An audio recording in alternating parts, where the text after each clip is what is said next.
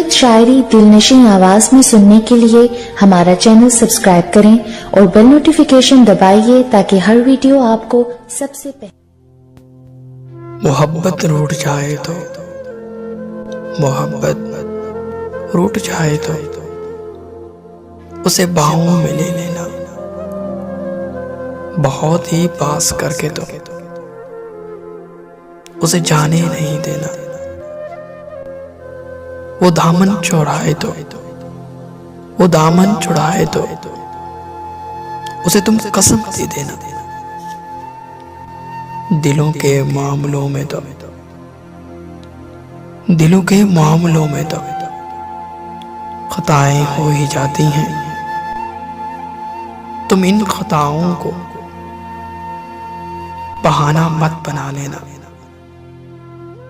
बहाना मत बना लेना। मोहब्बत रूठ जाए तो उसे जल्दी मना लेना, उसे जल्दी मना लेना।